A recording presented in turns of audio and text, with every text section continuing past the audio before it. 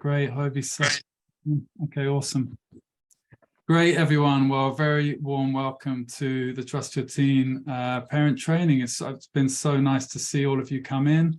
And yeah, to get to know you. Thanks for posting in the group and messaging in the pod and sharing pictures. It's so lovely to get to know each other in that way. And in a way, I just want you this week to have a taste of what it's like to be in parenting community. Please do in the chat write down if you've ever been in something like this before, or if you've done any parent training. Some of you might have done it. For many of you, I think it will be the first kind of training of its kind. But yeah, put in the chat. Just we want to warm up the chat, keep the chat rolling as we go through. So yeah, any previous parent trainings, I'd also love to know what they were called, or if this is kind of like a first time for you to be in a parenting group, because this is what I do, and I want you to get a real sense this week of what it's like to be in parenting community and to hear each other's stories, not to have to just come up with everything yourself. So I know you'll benefit so much from hearing from each other, and there will be time to do that as the week goes on. I keep losing my, one sec, let me just find my bearings. There it is. Great. Yeah, so I mean, I don't know how much you'll know about me. I suspect you maybe know more about me than I know about you, just through Facebook and through maybe following me for a while, and just seeing some of the posts. And obviously something's attracted you to be here today, and I'm so happy for that. I feel very honored and drawn in that way. Oh, Sam, good if I made you. Oh, first of all, maybe I can introduce my wife. Sam is here. Samantha Dingle, you can tell she's my wife because we share the same name. She's my wife rather than my sister, at least. Sam, hi, really yes, please say hi, Sam. Sam is upstairs. Hello. And I'll take this opportunity to remind you to go live with the group. Thank you very much. That's great. Okay, let me just go Nice live. to see you. Hello. Thanks, Sam. Perfect. That is Sam to a T.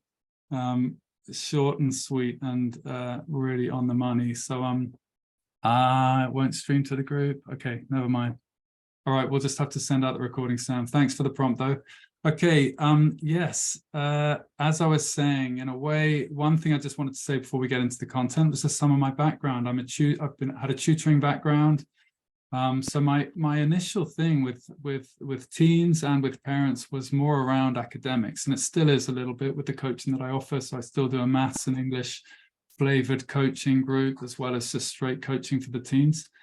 And so my journey's been maybe 20 years doing this, through, I would say, 7 big discoveries. I'm just going to briefly talk about each of them before we go into the content. One of them was choice, just giving teens choice. Huge step for me, that with tutoring. In some ways, it came with peeling away from just being told what to do by the parents and also feeling like I had to do a certain thing in that time. I had to teach, I had to fill it with maths for a whole hour. So giving them choice, also choice as to whether they wanted to work with me, to be frank, that was the biggest one. Relationship, making real strong relationships with everyone that I work with, even when I was tutoring just on its own. No game playing, none of that kind of suspicion and distrust or cops and robbers stuff you can get as a parent and as a teacher and as a tutor. Yeah, responsibility. That was another huge milestone, was seeing that really learning just is not really alive. You can't really say it's properly learning until the learner's taken responsibility for their own learning. So really inspiring self-direction, or looking to self-direction, partly from reading a book by Sal Khan, who founded the Khan Academy, and just reading this line of like, wow, until the student takes responsibility for their own learning, it can't really be said that learning is taking place, which I loved. And I totally resonate with that. And I'm sure probably we can all, yeah, let me know if that resonates. Responsibility, each one of these, let me know just in the chat. You can just put in the word responsibility if that resonates for you. The next one's fun. There's no way you can coach a teen or coach a parent, or I don't think effectively, or teach either, without it being fun. Okay, so I also want to make sure that we're engaged, us here today, and just me generally with all the parent coaching I do and with the teen calls. So it's got to be fun. And then coaching was a big new step, asking questions rather than just telling. So I went through a mentorship phase, and I still have a mentorship in the program. But coaching is really to do with asking the right questions. So I want to ask the right questions with you today. There'll be time for reflections, and that's definitely a big part of the coaching with the teens, is just asking them, finding the right questions to unlock things that are limiting them in life, and in their relationships and in all the different aspects of the program. And finally, yeah, parent training was a big new leap. Only about 5 years ago, I realized that to really empower teens, I had to get into the home with the parents. I really needed to give some of the parents some advice. And even if you don't need my advice, in some ways, I just know that there's such a power in having a sounding board, for a parent to have a sounding board, to have a group that you can also listen to and learn from. And so, here we are on this umbrella training, trusting your teen. For me, trust was another massive milestone in my journey, just seeing how important that is for young people to feel trusted. It felt like something that I was doing with them. Even when I was just working one-to-one, certainly in a group as well, really, just a massive opening, and so much of the reading and research that I've also done backs that up, just the importance of trust. So here we are, parent training, and the final one in a way is community, opening up to being more than just one-to-one. I've worked one-to-one for many years with parents and with teens, but now this is where it all gets really amplified, and I know you'll see that this the amplification of being in a parenting community, and the teens feel exactly the same. It's so much easier for them to be in a group than it is to be one-to-one. So I'm a parent myself. That's also been a huge inspiration. I loved your share, Nikki. I don't know if she's on the call. I think she's listening, about our children being our greatest teachers. That is something I've also many times said, wanted that for all parents. Can we make sure we're muted? Siobhan and Glady, can you make sure you're muted? And Sarah, actually there's 3 of you unmuted. Yeah, great to keep it nice and clean for everybody. If you can, just mute. Siobhan, Glady, Sarah, and otherwise Sam, maybe. That's perfect. Yeah, great. Brilliant, thanks. Yeah, so our children are our greatest teachers. That's such a good disposition for us all to have. So I really enjoyed that, and definitely I feel like that about my own children who are 10 and 9. And yeah, this is my work now, running vibrant, joyful communities of parents and teens without any of that stuff getting in the way.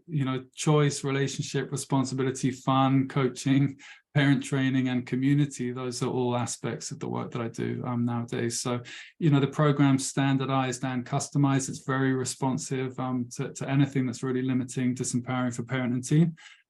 So yeah, that's been my journey. I just wanted to kind of introduce myself a bit before we get straight into slides and our faces disappear from just being here together with each other in this way.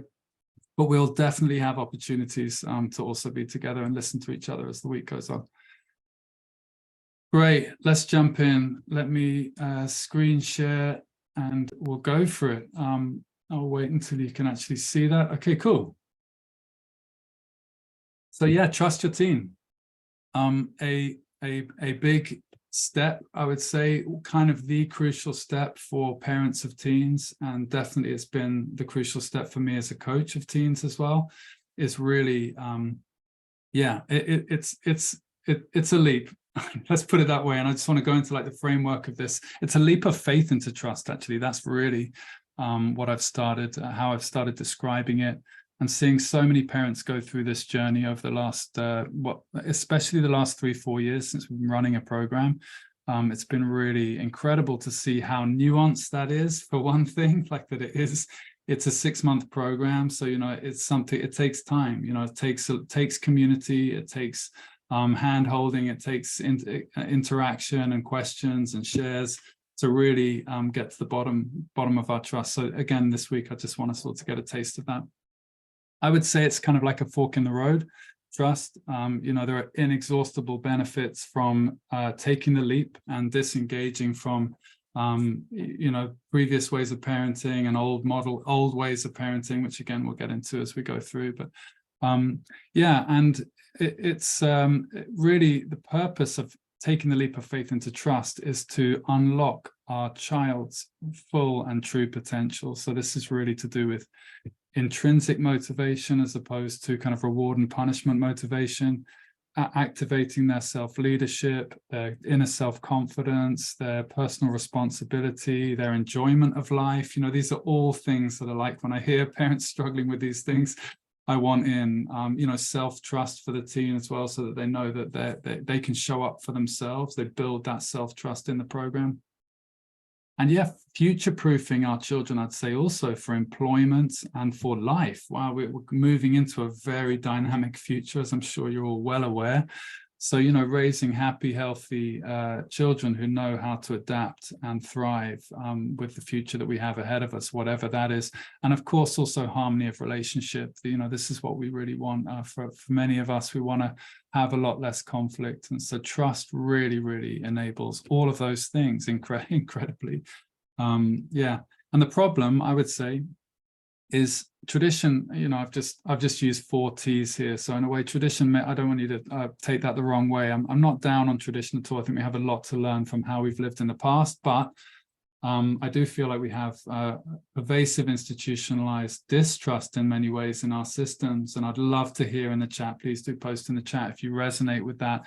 What I mean is our schooling system, also with sometimes how we're inclined to parent. You know, we were all parented and educated in a way that is wasn't very trusting probably. And so that very, very readily plays out in our parenting, especially when we're up against it, when we're triggered or when we're in a tough situation.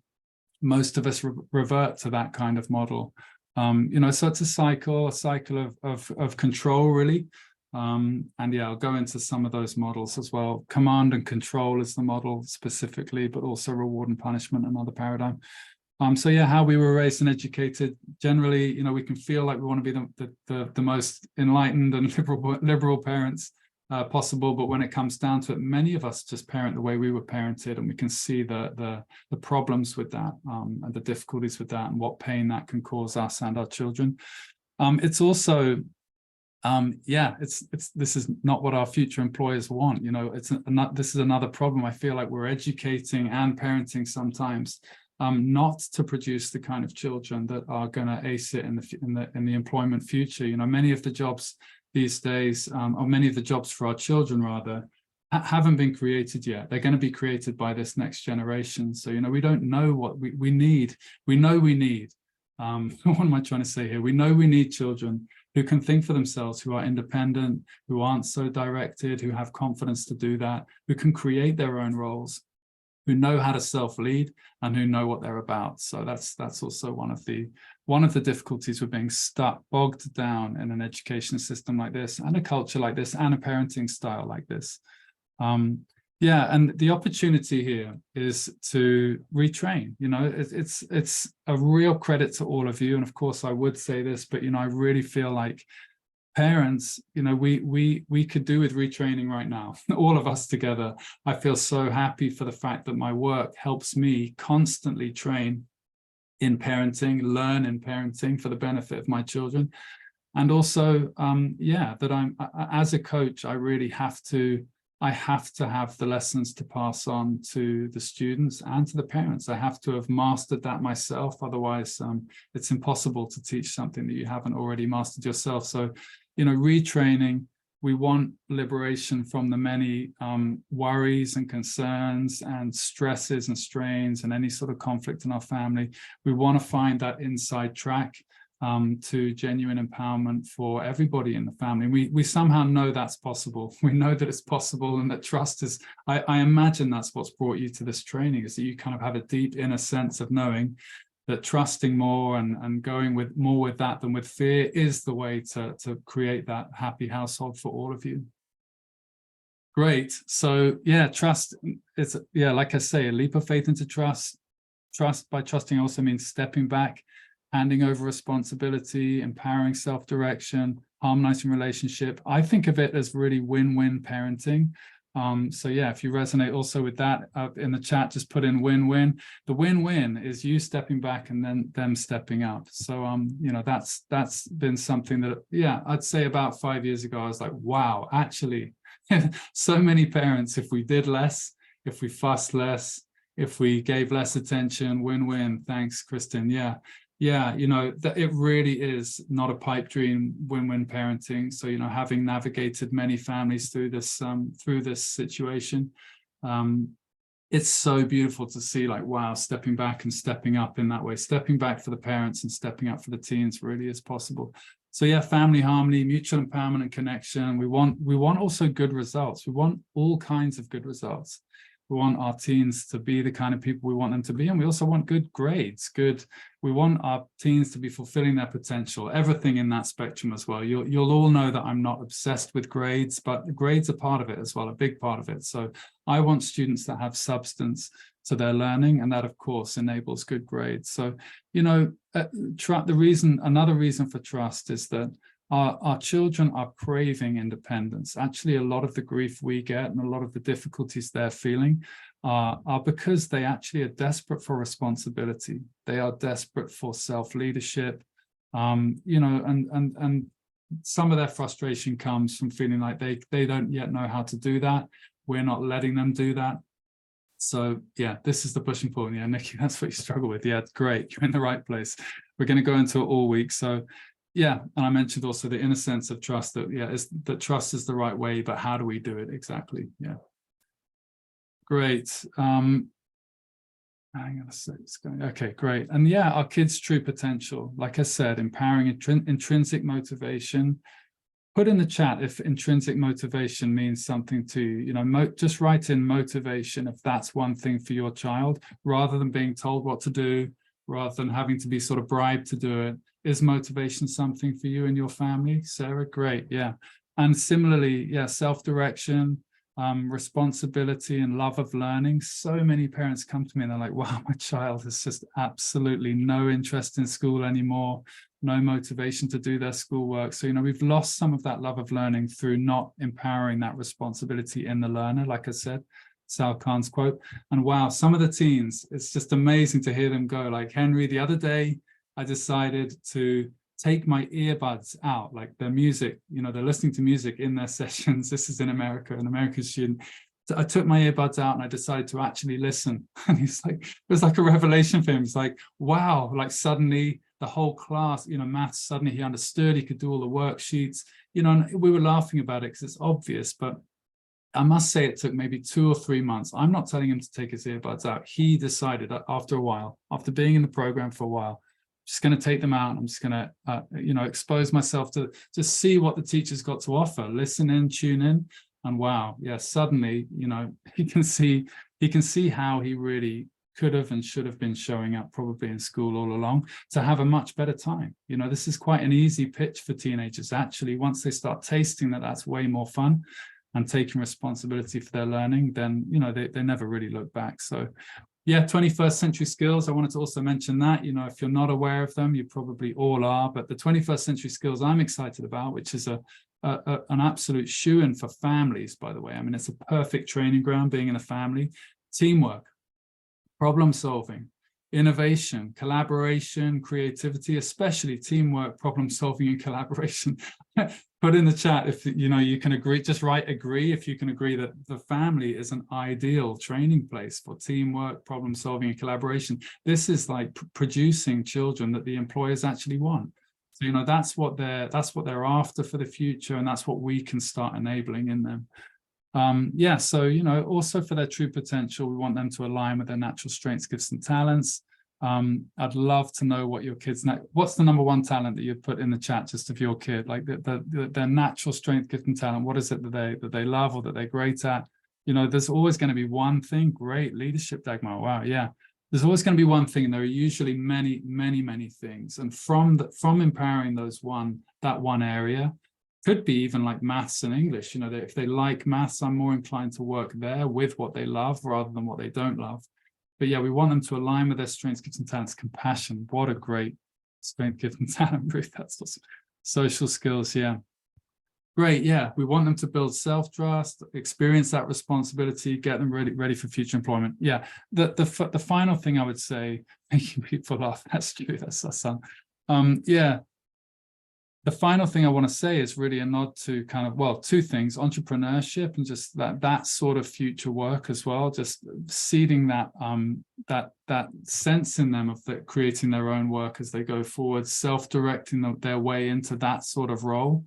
but also just our global situation right now. You know, the true potential of this generation is to solve the problems that we currently are facing as a global human society. And self-direction, independent thinking, self-leadership are all ways of empowering that for your child to actually contribute to solving our global crises, which I sincerely believe we will. But wow, we need to really shift things at home and in our schools and in our institutions if we're going to do that. So that's really the context that I see my work in. And of course, mental health challenges too. You know, we need students who really know themselves and yeah, know how to look after themselves as well. And the tradition I mentioned, yeah, the old institutions, you know, we don't have, I don't think, enough trust in our systems. And I think of home as one of our institutions, you know, parenting and being at home, what goes on behind all of our closed doors. This is a complete judgment-free zone, this training space. And so I really invite you all to trust in the space and what is going on for you. I'm sure it will resonate with everybody, but obviously our schools, our organizations, and our culture in general are not very trusting, especially towards teens. So yeah, please put in the chat if you resonate with that. I'd love to know. If just write resonate. Yeah, they're old institutions. They're kind of immovable. You know, some of them, we don't seem to be able to change them nearly as quickly as we want to change them. And we also have these old parenting ways, which I mentioned, deeply imprinted cycles, which we have from our own family backgrounds and our own education. So that is why it's a 6-month program. First of all, with the work that I do, it takes time, but I really do want an immediate result for all of you this week. So I hope this week is going to have an impact on your household straight away, really. Yeah, and those old systems, like I mentioned, are command and control. This is kind of what we're evolving away from now, command and control, into a more trusting, more inspiring for the workforce and for our children, moving away from reward and punishment. That's a big part of the program. It's just looking at reward and punishment just as a topic. Yeah, and really finding ways to cause us parents a lot less stress, worry. You know, our traditional systems and institutions have and do cause us a great deal of stress and worry, and some sadness, especially around losing the love of learning, some conflict. You know, we end up with low connection and a bit of distance between us with our teens. Yeah, and potential erosion of their confidence as well, boredom, low motivation, and that kind of avoidance of just phones and gaming or whatever it might be, rather than really digging their teeth into something more substantial for them and something more rewarding for them and something that's going to really help them with their lives. Great. Okay, I'm conscious of time. I must get through this stuff. Okay, so yeah, retraining, here we are. This is us, parent community. And yeah, I hope this week is going to be a great taste of what it's like to be in community. Yeah, like I say, it's not a quick fix, but week by week, it's incredible. From the weekly parent calls, the touch-ins, the sharing of the stories, the reliance on the group, and the usage of me as a coach. It's really beautiful. And you'll hear about some of the results that have come from this. We're really learning together. You know, we're growing parent community. You know, and if you feel like you could do with a village, and then just put village in the chat, that's also one reason for this.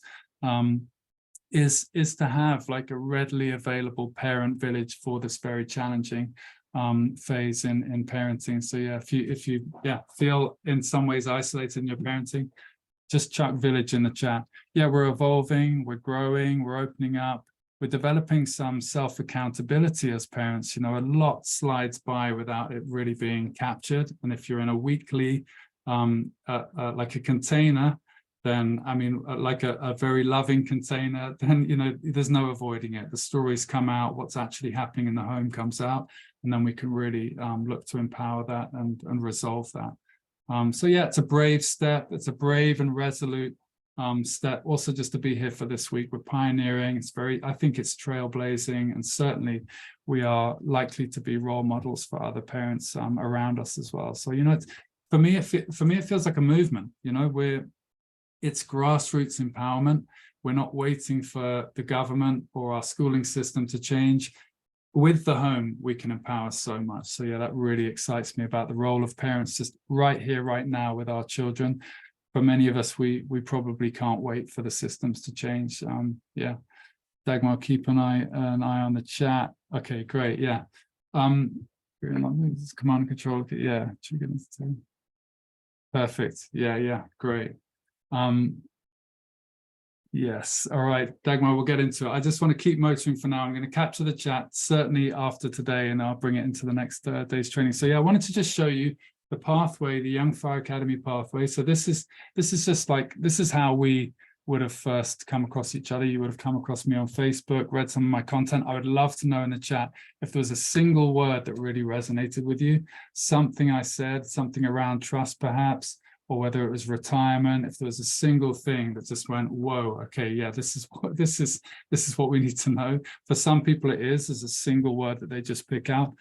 After that, then you would have joined the Facebook group. Hope you're all in the Facebook group. That's an amazing hub of about 1,000 parents now. And most of our content goes out there, and just such a beautiful, empowering space on Facebook. And now you're in the Trust Your Teen Challenge, which is brilliant, the Trust Your Teen Training Week, rather. And yeah, we're going to have a really beautiful time together this week. And yeah, the next step is, in fact, as part of this week, I would love to meet you all for a half-hour bow tie call at the end of this week, after this week. So there's a QR code there, and you can book in half an hour with me. It's an opportunity for us to, yeah, just to get to know each other, to debrief a little bit after this week, to review your successes from the week, any breakthroughs you've had from the week, and to map out a kind of 90-day plan for your parenting going forward. Just for you, that is, by the way, that's not part of the program. That's just your 90-day plan. It's something I really want to consolidate at the end of the week.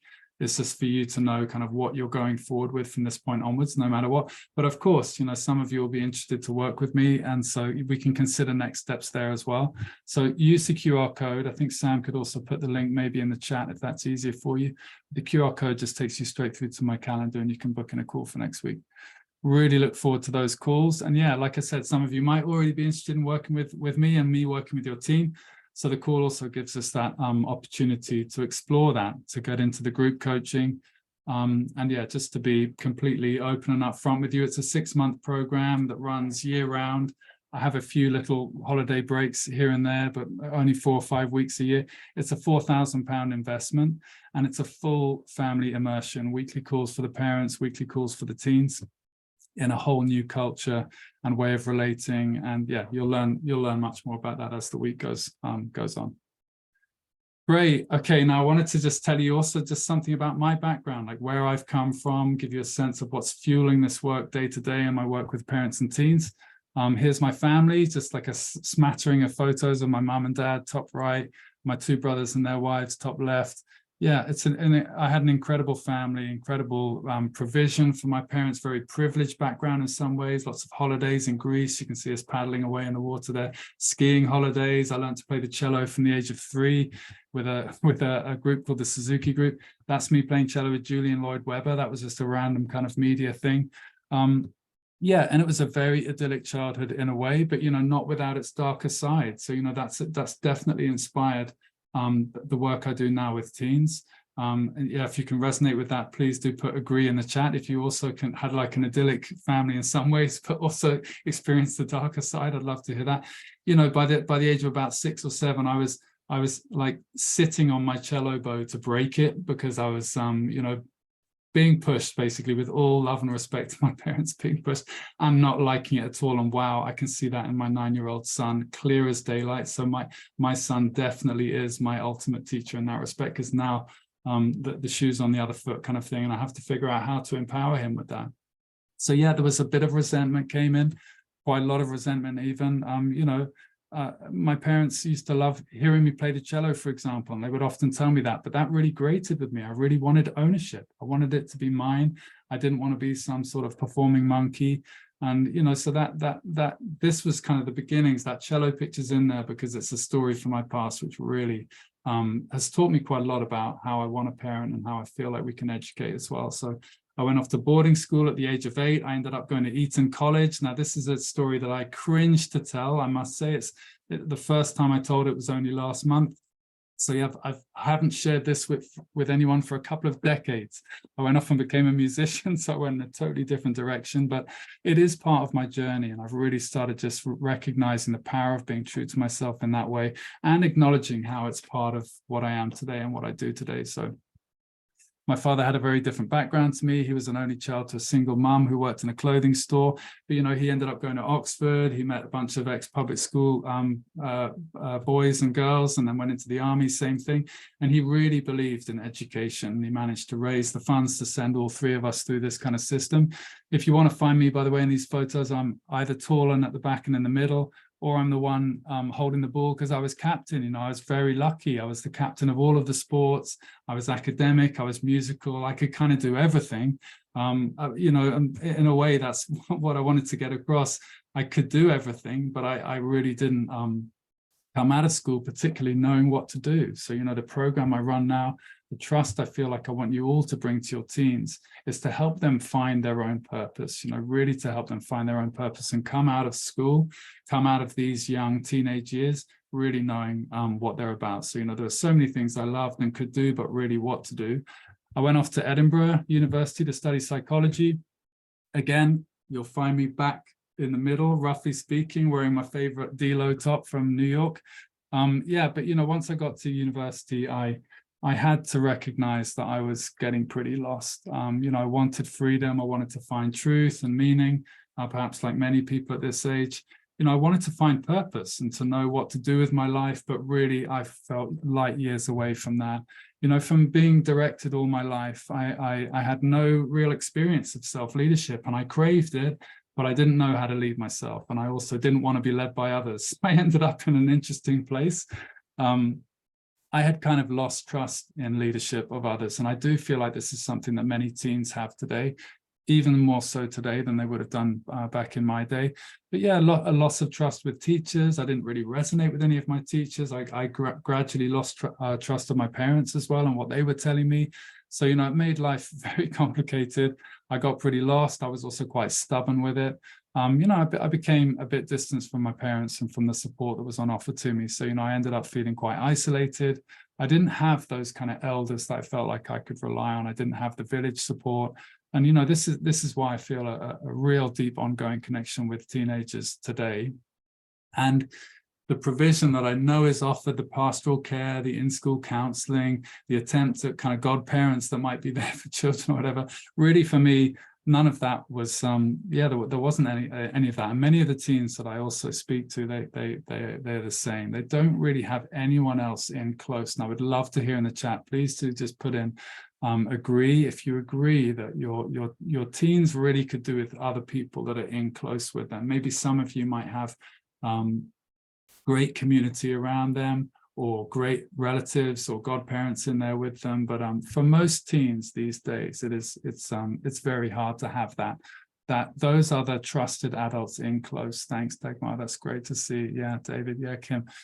Yeah, right. Somehow it's not our fault. Somehow we've evolved into a society where there just isn't that support for us. So this really makes parenting very, very challenging in this day and age. So yeah, you know, I taught myself self-leadership in the end. I went through a long road, which I really want to spare your teens if we do work together, probably 15, 20 years of, you know, learning from coaches and learning, just teaching myself that, you know, as a coach, I have to know, like I said, I have to know these things before I can pass them on. Yeah, through entrepreneurship and yeah, teaching myself self-leadership in that kind of way, becoming a positive male role model for teens. Self-mastery, learning my own purpose and motivation. So, you know, this is what I feel like I now provide in my relationship with the teens, really seeing them, really hearing them and acknowledging them as well, which is something that I feel was missing for me. It was much more like a kind of factory line upbringing and education with so much love for my family. I never wish to badmouth my family in this, but you can probably, you know, relate or understand also that can easily be sort of missed. Yeah, so, you know, in some ways, I feel like I can continue on my role as the captain. You know, the captain role for me wasn't just to do with playing sport. It was being, you know, being someone that people relied on, someone that people look to for leadership, someone who knows how to bring out the best in others. You know, I say this with all humility, but that has always been one of my skills, to reach people in that way and to really be a team player like that. You know, so this is obviously what I love to offer parents and teens. I'm not the boss. I'm not a dominating type. I come with just total heart on my sleeve, pure love as much as possible, total love and support and empowerment of parents and of teens. So that's how I see the evolution from my background. Yeah, and finally, to end this hopefully not too long story about my life, yeah, you know, as I ended up becoming a musician for 15 years, I wrote songs for a long time, and I was a singer-songwriter in London, gigging and touring and whatever, and also tutoring, before turning all my attention to empowering teenagers and parents about 10 years ago. And so, yeah, I feel like the challenges I faced in my own youth, in my 20s and 30s, looking for self-leadership, looking for direction and purpose, really, really does inspire my work today with thousands of teens I've worked with, and 50 plus families in the last kind of 5 years that have come through the program. So, you know, using the essential ingredients of trust, choice, and joy. You know, it's relationship-based coaching, both for the teens and for the parents. It's really just a question of everyone jumping in fully, both parents and teens. And I'm working, yeah, with parents to help teens develop this self-direction, this motivation and autonomy that I think is so sorely needed for them in this day and age, especially to know themselves, to come to trust themselves, to develop themselves. And yeah, not to spend 20 years trying to do it after, you know, I would say an overschooling and overparenting kind of approach, which is very common in this day and age now as well, I'd say. So yeah, we're here today to help you as parents take the definitive leap of faith into trusting your child. Yeah, so that they can know themselves, trust themselves, find that personal responsibility. And I hope I've done all that hard work for them. And I hope you feel ready. Like, let me know in the chat. Just say commit if you feel ready to commit to this now, or to jump into this now.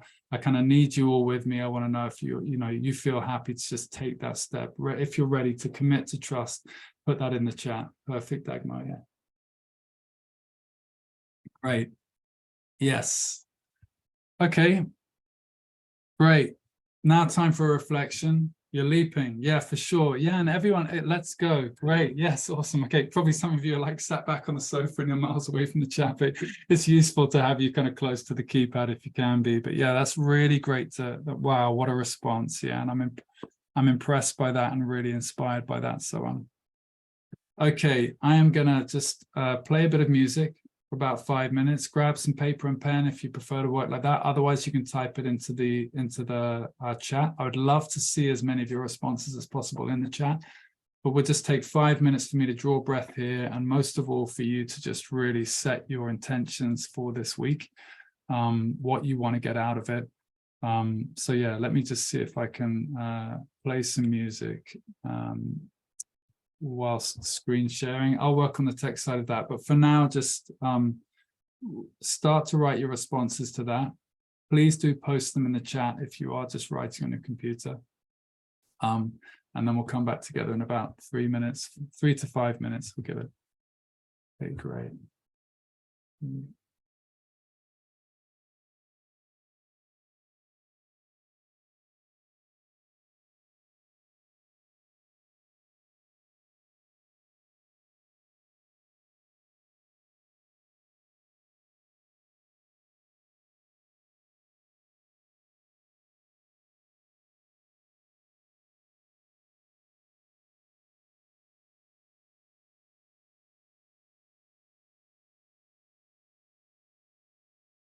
Did you all get the question? Because I'm gonna play the music, but I'm stopping the screen share. So did you capture the question? Sam, could you just type this in the chat? Sorry to be a bit backward with the tech. Would you be able to just type the question in the chat? Should I read it to you? Question is, what does it mean to you as a parent to be spending this week here with us? What does it mean to you as a parent to be spending this week here with us? And you can really put anything into that space. It's just to, yeah, open up your intentions and also to give me a nice feedback loop on what's front of mind for you. So what does it mean to you as a parent to be spending this week here with us? Perfect. Thanks, Sam. All right, then some musica.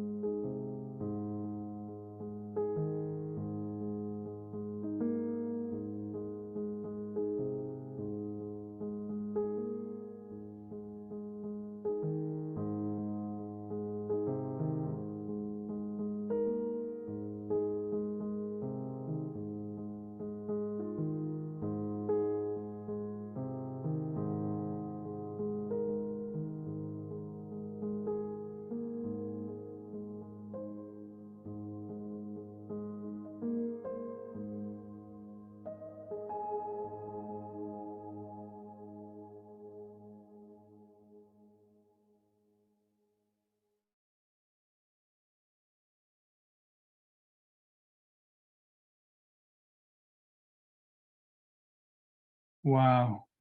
So great to read all your comments. Thanks so much for just being totally open and responsive to that question. I'll save the chat, and like I say, the chat is if I'm totally honest, quite hard for me to take in whilst we're in the middle of the first day, but I review it heavily in the reflection day, which is tomorrow. Each of the break days is just a day for us to decompress from possibly the intensity of the training and everything that kind of comes up after a massive download of just input and stimulation and ideas and concepts and whatever. So I spend those days really looking at what comes up in the Facebook group and what comes up in the pod and what we've posted in the chat. So yeah, it's really great to read all of your shares and questions and everything else there. Okay, let's get back to it. Yeah, I want to introduce you to the Peace House. This is like a teaching framework. There's 5 parts to it, but we'll just be doing, let me just grab one thing. We'll just be doing 3 parts today, just in the interest of time, so that I can relax and we can relax. I don't have to be too machine gun-ish in my speech. Great. So yeah, this is the Peace House, made up of 5 parts. Peace, possibly self-explanatory peace, but yeah, we're going to go into these next 3. Exaltation, which really means just kind of raising our kids up to the highest level. Acceptance and belonging. This is one of our primary drives. It's one of our teens' primary drives. So this is from the teens' perspective. Our acceptance of them, emotional safety and security, and courage. Yeah, this is courage as a parent, actually. Our courage, our boldness to take this leap. And to trust. Yeah, it's a courageous leap to trust and to do what we know is right in that way. And the final part is empathy. So yeah, the first part, exaltation. Yeah, exaltation is a word that I only learned about 5 years ago. So don't worry if you don't know what that means or haven't come across it before. Some of you I know are also Swedes or in a foreign language. So thank you to all of you. Wow, don't worry at all about your language. I really hope to hear from you. Share as the week goes on. And I hope it's all understandable for you. Yeah, put in the chat, yes, it is. But reassure me that it's so far understandable. Would be really cool to hear. And I can also, if you want me to speak slower or anything, that's also fine. Just give me that feedback. I can take it. So yeah, exaltation. It means holding our kids in the highest regard. I mean, from a parenting perspective, that's how we exalt our children. So for me, as a coach. Great, Kristen, please, that's good for you. Yeah, for me as a coach, that's one of the most absolutely beautiful elements of the role. It's so easy to be someone else coming into a teen's life, not the parent. And so I will certainly be employing my own coaches for my children. I won't be the coach. You know, I just think there's a power in that, partly for the village aspect, which we've lost, but in the most part. But yeah, it's such a treasure just to come in and genuinely exalt young people. And it's so easy for me to do that. I've never met a young person who wants to work with me who I haven't thought's amazing. So they do have to want to work with me. That's kind of conditional. But once they do, wow, that's so obvious to see their full beauty and to exalt them in that way. So yeah, it's another word, maybe, well, another way of thinking about it is reverence, like a reverence for our children, tapping back into, and again, if these resonate with you, I'd love to hear, just type reverence in the chat.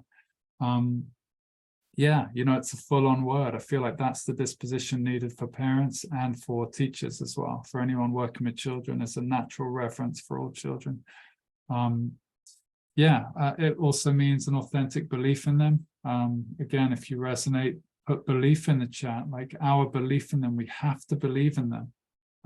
Well, it's just far better if we do believe in them. Yeah, reverence and belief, great.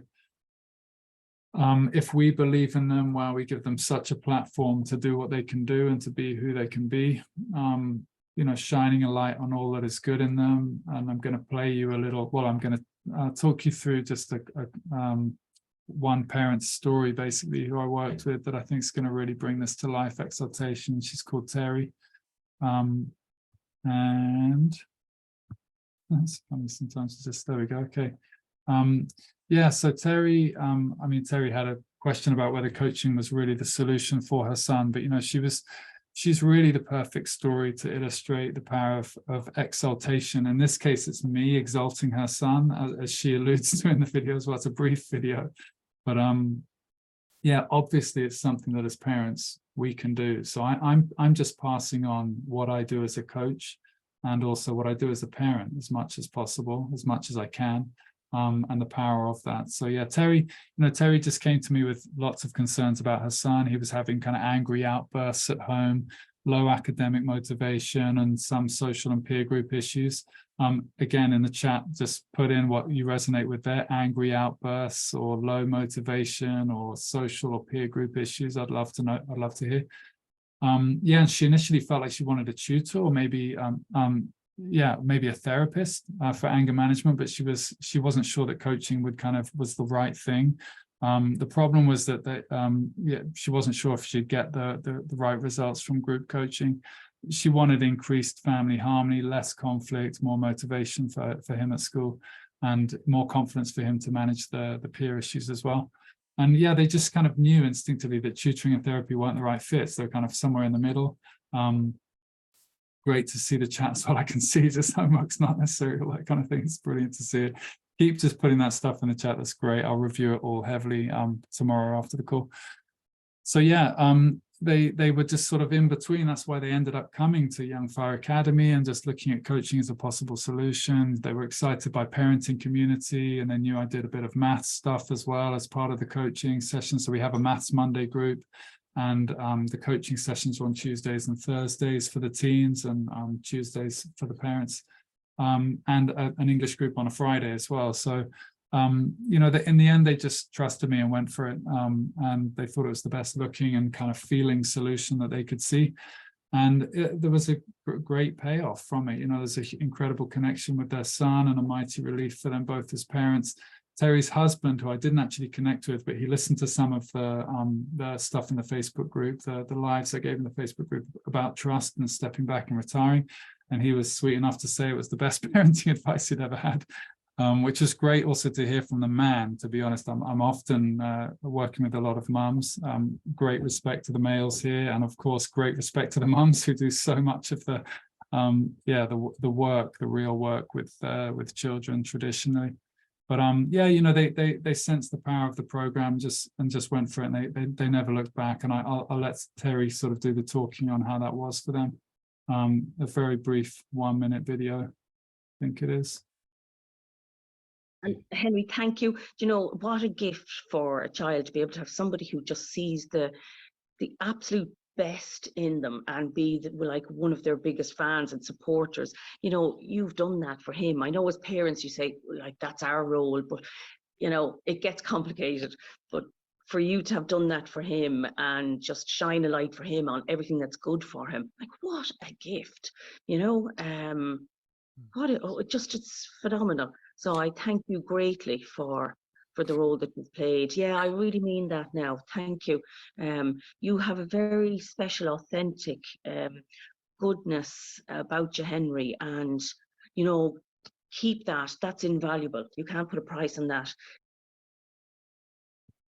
So sweet, Terry. Beautiful Irish accent as well. Yeah, but she actually identified something in that share that I wasn't totally aware of. Just the power of that, seeing, hearing, acknowledging, exalting, really just having the honor really of that relationship with a teen is super powerful, and especially with someone as trusting and supportive as Terry. It takes kind of the whole family jumping in some ways to get the best results. Full trust and faith on both fronts.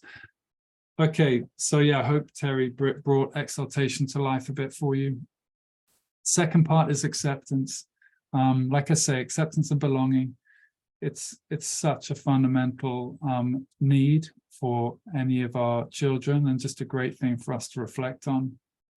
If this brings up anything or just makes us think a bit, then great, that's good. To just think, okay, yeah, how much does my child feel accepted and like they belong, like, you know, through the day-to-day? Of course, fundamentally, I would expect that to be the case for all of your children, but in our day-to-day interactions and how we actually show up and how we communicate with them. So acceptance, yes, synonymous maybe with a genuine unconditional love for them exactly as they are. So, you know, we don't get to pick our children and how they are. They're born a particular way, I would say. If you resonate with that, put in agree. You know, they arrive a particular way. Sure, they then get exposed to a lot of, experiences and influences or whatever, but they basically come as they are, and that can be in all kinds of different ways. So we need to be open, really open to exactly who they are, how they are. It's a great celebration of differences. To be a parent, we do not know what we're going to get. One teacher of mine said that it's like a box of chocolates, like with Forrest Gump. I think it's, you know, life's like a box of chocolates. You know, you don't know what you're going to get. You know, you just have a child and you're like, bam, wow, you just get a child that's completely different to you. That's just, or one that's exactly like you. But, you know, then even you've got to be quite careful with that. You don't presume that they're, you know, they are who they are, but they arrive, yeah, as they are. I've gone off on one little bit there, but it's to do with openness and just celebrating them exactly as they are. Not molding them, I suppose, in our own image. That's part of acceptance, is not molding, not having these expectations of them that they'll be just like us, especially not with the world changing as rapidly as it is. They're probably not going to be like us, and that's probably a good thing, if I'm totally honest. And I'm saying that about myself as much as all of you. So yeah, bringing them in close, rebuilding trust. Sometimes this acceptance can also be a process over this week to just consider, yeah, like, you know, do we need to rebuild trust and find new ways to communicate and connect with them? So yeah, I wanted to now share about Jane and Ben, who just, you know, they had this acceptance was part of it in some ways. You know, they couldn't reach him, and he sort of slipped away from them. He was deceitful. This is a 13, 14-year-old boy, deceitful, distant, kind of bored, unfulfilled, unhappy, and they just didn't really know how to support him. So, you know, they did a training like this. They booked a call, they booked the bow tie call, and we went over the structure of the 6-month program. You know, we set some customized goals for them, you know, specific things that they wanted. They could see the benefits of the group coaching with a peer group and parent support in parallel. And yeah, Jane was the one that was really convinced that they needed support. They also had different parenting approaches. I saw one of you mention about having different, I think it was you, Dagmar, different parenting approaches. Wow, that can also be really challenging in these teenage years. And for those of you that are here together, that might be also like one of the challenges. It's just not being on the same page, not always knowing how to react to every situation, having different opinions. So they had a bit of that too. So they were desperate to find someone who could reach their child, but also kind of unify them as well as parents. And you know, Ben was a bit skeptical about the finances. He thought it was a bit of a stretch, but in the end, it was because of Jane's certainty. She just could see that they proceeded. You know, she could sense the chemistry that I would have with her son, and sure enough, it has been like that kind of since the first day. And so they went for it, you know, and they've ended up extending the program. I've actually worked with them for 18 months now, so they've tripled their investment, you know. And it was Ben who very sweetly said, I'm going to read you what he said about it. You know, 1 year into our relationship, he said, it's expensive, but very, very good things should be expensive. It's worth every penny. So yeah, you know, they've done this because they could see profound change in their child, you know, and this is kind of part of like what can come from the outside. The final part of this teaching framework will speak to that, which is courage, just having the courage also to delegate to somebody else. But yeah, you know, for them, their child is happy again. He's gone from someone who really looked like he wouldn't get any GCSEs. He moved schools to also kind of as part of the process. I was part of that process with them actually. To someone who's now, it's incredible. He's in year 11, he's self-directing. I'm still working with him now. And he's very ambitious for what he's going to get in his GCSEs, and he will get, yeah, I mean, compared to where he was a couple of years ago, it's just unbelievable, the change. He's matured, he's taken responsibility in so many ways, and he's really just totally opened up. Yeah, from, you know, there was a lot of lying, getting into petty trouble at school. There's a lot of stuff going on. He was isolated and kind of confused about life. But this coaching relationship, but also the shift in the family, the shift at home, and them trusting him more, them listening to him more. Really, yeah, we might watch a video of Jane's later on in the week, because she's also said some incredible things about what's happened to them. So yeah, I'd love to know if you resonate also with the different parenting thing. Let me know. Just say differences. That would be great. Dagmar, I can see you already have. Yeah, just put in differences, and even if you're together, you can just own that and acknowledge that. That's great. Well, it's super powerful if you can do that together as well. Not pushing you to do that. If you don't have that problem, then there's no need to pretend otherwise. But yeah, so yeah, the final one is courage. Just keep an eye on the time. Okay, great. Yeah, it's courage. Like I say, I think it takes courage just to trust. I really know that from my own experience with my own children, and from the many parents that I've been through this process with. It really does take courage to trust, you know, to step back, to leave more to chance. In some ways, it can feel like we're opening up more to like, well, what if I don't control this situation, or I don't manage you know, everything, or if I stop managing some things, what's going to happen? So it certainly brings up some big questions and some big concerns. Yeah, to stop nagging, to learn, you know, this is part of the work we do, is really to learn to sit on our hands. One mum called it sitting on her hands, and she's tempted to just get in there and kind of do everything, pack the bags, or get them to school on time, whatever it might be. I don't know, you can put your own examples in the chat.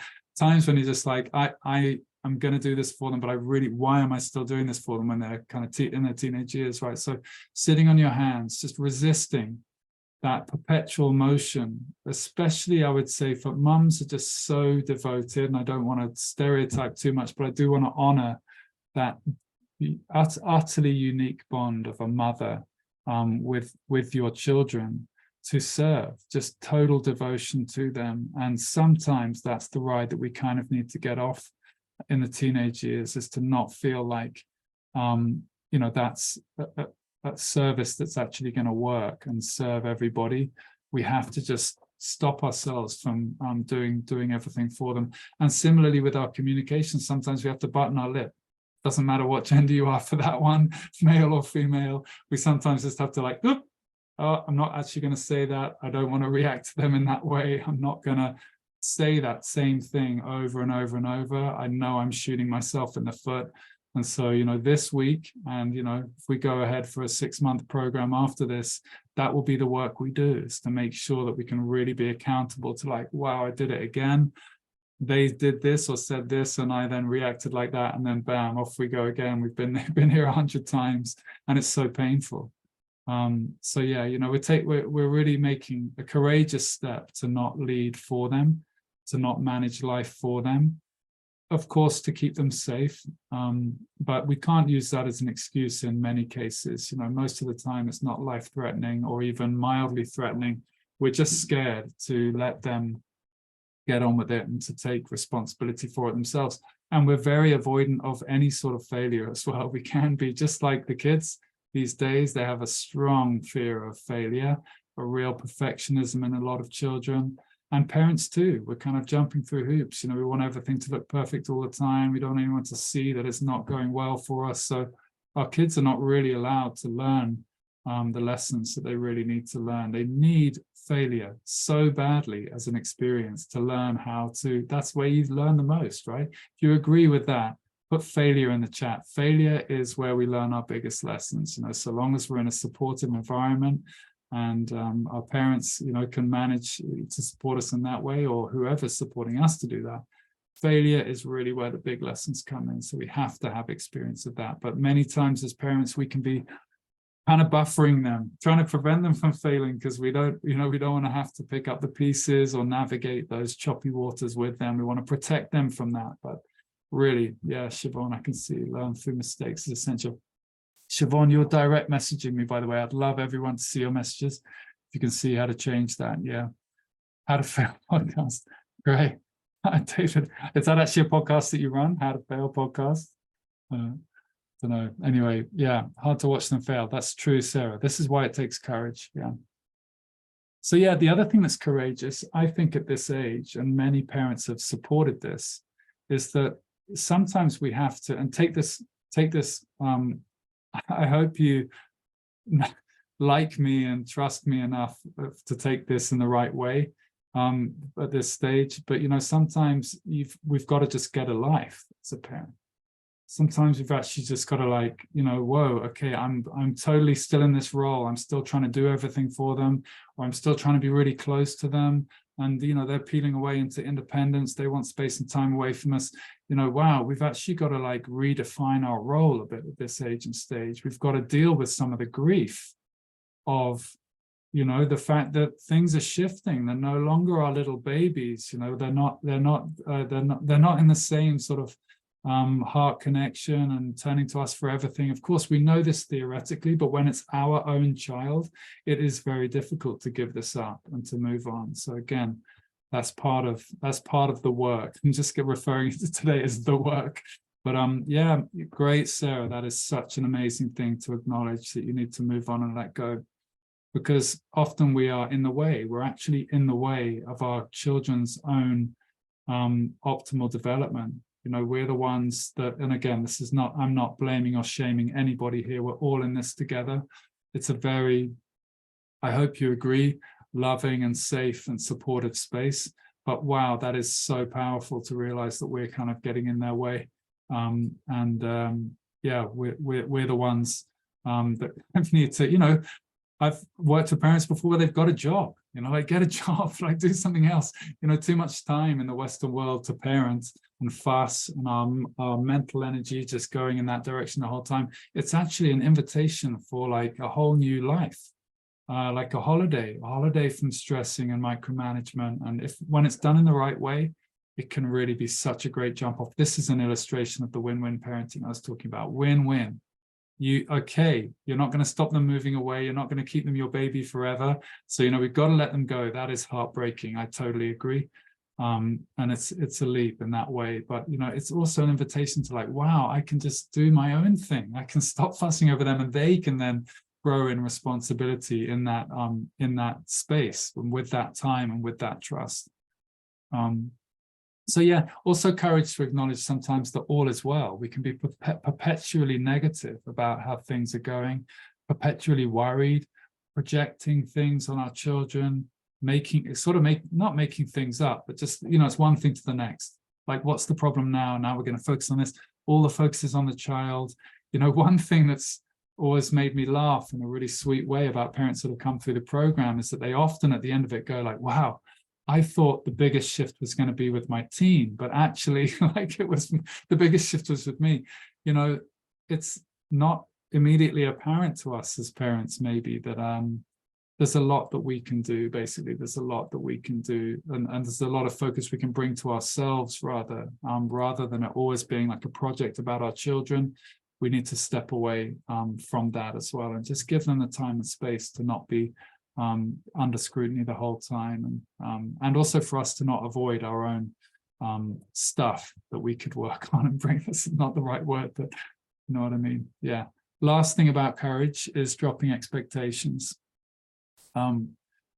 Yeah, being courageous to open things up. It relates to allowing our children to be as they are, being open to them in that way, but also, yeah, just being brave to go, okay, I'm not going to force this result with my child. I'm not going to force them. There aren't any conditions around the grades they've got to get, or the way they've got to show up, or what they've got to do with their time, or how they should be in general. I've just got to, like, whatever preconceived ideas I have about that, I need to drop them for my own sake and for them, so that they really can be free from that, and to find themselves without this, the interference, really. So like an interference from parents where they know that they're meant to do this thing, and so then they do the other thing when actually maybe they should have been doing that thing in the first place, but they want to deny us. They want to deny us kind of our expectations and our pressures and our coercion, however mild and subtle it might be. They want to go against that. So if we remove our expectations, we create a lot of good space for them to actually probably do some of the things that we know they should be doing. But it's really for them to start having their own expectations for themselves, their own aspirations, rather than it being something that's handed down to them from us. Great. Okay, yeah, Robin is going to illustrate this point for us. So yeah, Robin also just, she had a thing about her teen, she was like, it's great to see the chat, Nikki. I'm really loving the comments. Dagmar, thanks for being lively in the chat. Yeah, Robin's thing was, in some ways she was totally up for it, but was unsure that her team would want to do it. And initially he didn't. When I first met Daniel, he didn't want to do it. And it took him a couple of weeks, in a way, the power of genuine choice and giving power to the team to decide. This isn't something that can just be brokered by the parent alone. I really need the teens to be on the same page as me. Otherwise, I just can't get the results with them. So yeah, giving him genuine choice, giving him power to basically stay within their current situation or improve things for themselves. This is one of the 3 pillars that make my approach, I think, just so potent for young people: trust, joy, and choice. Where there's no game playing, we've got to be trusting each other and totally on the same page. It's got to be joyful and fun. And, they have full choice. There's no BS, there's no agenda. I'm not another adult bringing another agenda to a child. I often feel like the first person to show up and just go, listen, the slate's completely open. There's no coercion, so this is what, and wow, young people, they really are magnetized to that because it's rare. So yeah, speaking of which, by the way, there's a teen meetup this Thursday, so 6 till 7. I would love to meet your teens. That's just an open call. I'd love them to meet each other. I'd love them to get a sense of what it's like to be in a coaching call, be in a group.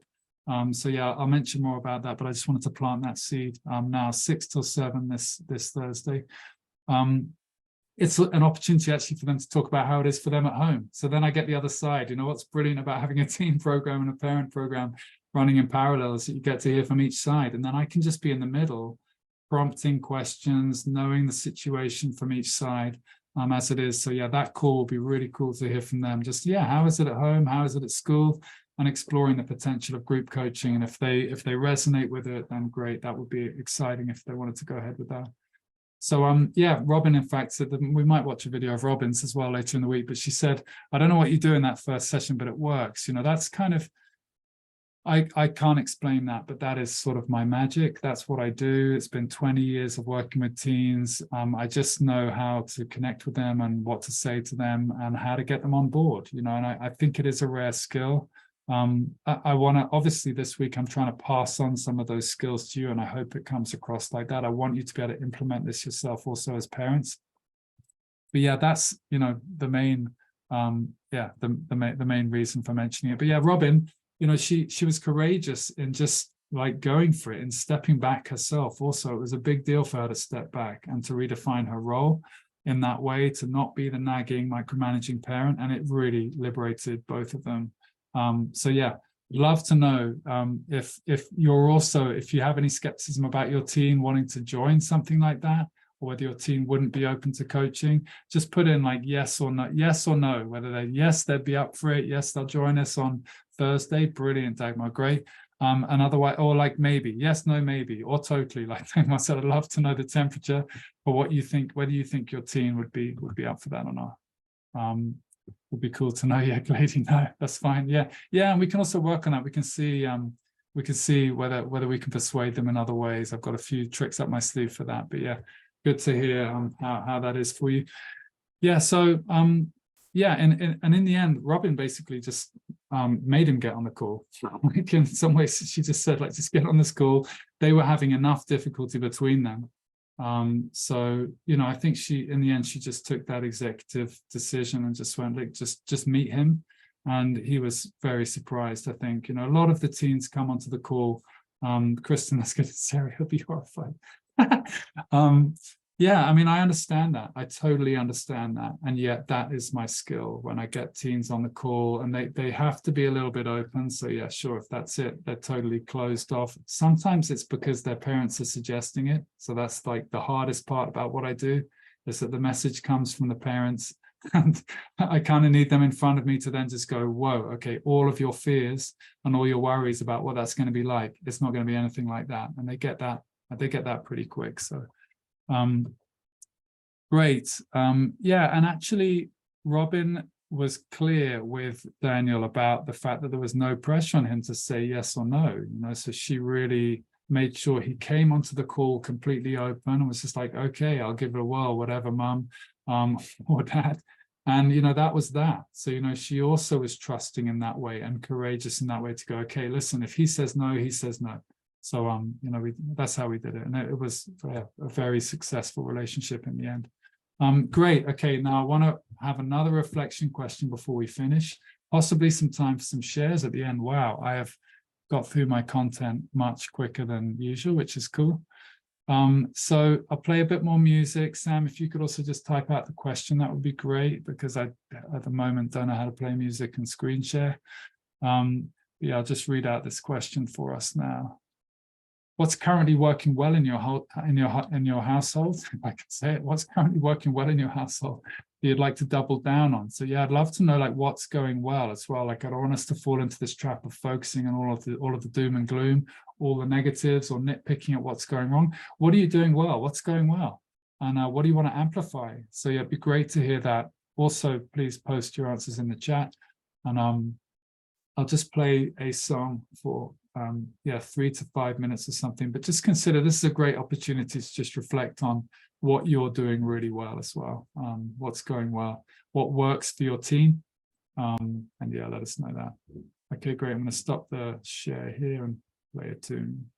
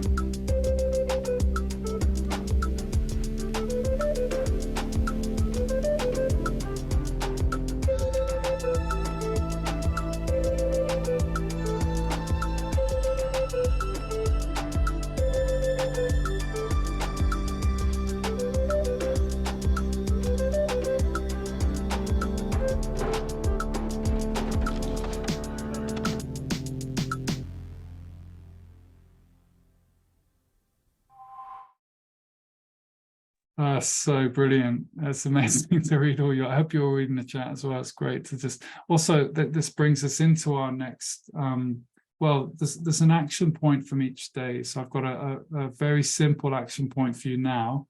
From each day, just something for us to do, something for you to do.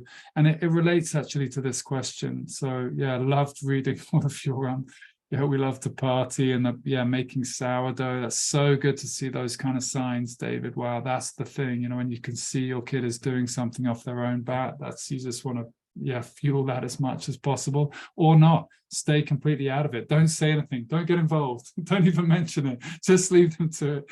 But yeah, that's really got, and that's just, yeah, great to hear about that. But yeah, they're playing together, they're playing games, walking the dog all together. Wow, Siobhan, lots of people want to do that, but we have one child who doesn't like that and one that's obsessed with it. So we have an interesting split there in the family. Yeah, sharing adventures, cooking, eating together. Great. Yeah, so the final piece for today, it's been so brilliant to read everything from you. Is let me see if I can get it back from the screen share. And Sam, I think you can also just post this in the, if there's a, yeah, it's really just to identify 5 fun things that you'd like to do with your teens. So one of the things, one of the steps that I've always recommended parents take, and this is a great moment to just think about this for 5 minutes, is to spend time with them. And I know that's not always easy. Sometimes your teens don't want to spend time with you or whatever, but you know, to find ways, we really need to be finding ways to spend time with them that they find fun. So I mean, especially also tonight, tomorrow, not tonight, probably tomorrow, you know, you can ask them if you feel like that's a good question to ask, or something you can plan with them. What would they like to do? You can also guess it, like what you think they would like to do with you, just to have that fun time with them. And this can look like all kinds of things. I mean, you know, I haven't heard too much from this group about lots of gaming, but if you had a child that was gaming the whole time, game with them. You know, it's like really doing fun things kind of on their terms. But yeah, whatever you think they would like to do, fun things, fun ways to be together. Because yeah, one thing that's kind of obvious but worth saying is that there's no replacement for time with our children, and we need to make that time. If we are busy, we're all busy, but making that time with each of our children to be one-to-one with them as well. If we're a family of more than 2. To have that one-to-one time. I mean, for me personally, I know I find that time hard to find, but I have things in my week, every week, where, you know, I wake up and play chess with my son on Saturday. He likes that. And I walk the dog with my daughter pretty regularly during the week. So, you know, we just have certain times, play a lot of football with my son. So things that are just the 2 of us. And that's so empowering. So such a great way to lay the foundations also for trust and for the bigger, more difficult, more challenging topics, to just be regularly having time that's really laid back and fun. So yeah, Sam, did you manage to, is there a Drive document or something we can post in there? If not, just make your list. I'll play another track. We're going to finish on time, don't worry. So we've got 5 more minutes. Make your list and yeah, put them in the chat. And we've also got like a document we can maybe share with you. There we go. There's a little form there to just fill in your 5 actions, and please post them in the group. Yeah, it'd be great to see them in the Facebook group. And also you can just post them in the chat here. So yeah, I'll play one more track.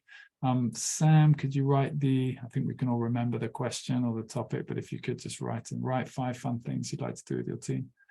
And yeah, just take this moment to just think, like, what could that be? That could look in so many different ways, but what does that look like for you and your teen? How could you bond with them in that way, spend easygoing time with them in that way, where you're not discussing the heavy or difficult topics or boundaries or whatever it might be, just to release that pressure. Yeah, other parents shared about going to the cinema, watching, you know, going and watching a movie. At least you get the drive time, you know, you get the car time, you get the shoulder to shoulder time with a teenager, which is a great time for little exchanges. You know, it's much better than the face-to-face eyeballing. So great. All right, let me play a track and then we'll wrap up for the night. And thanks so much for staying with it, and yeah, all of your brilliant participation.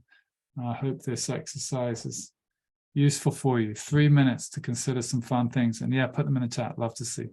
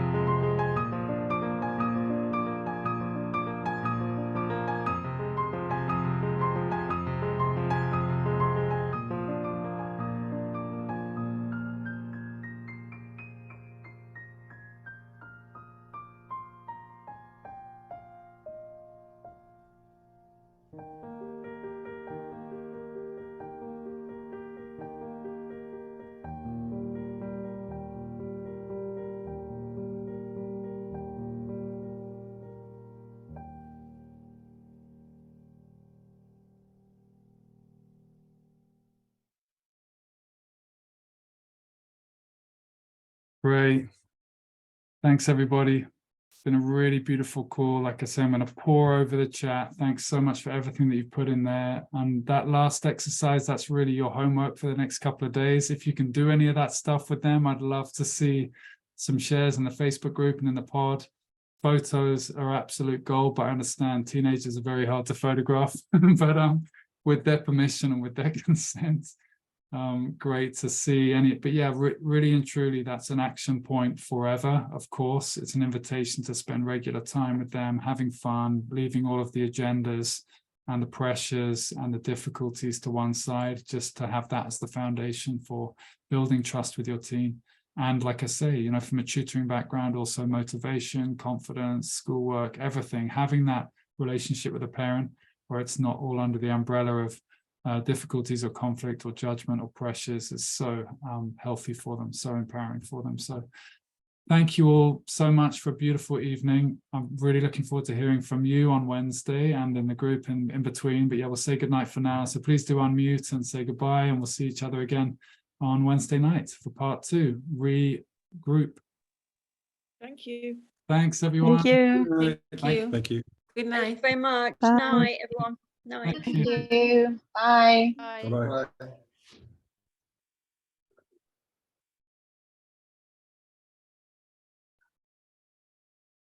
So that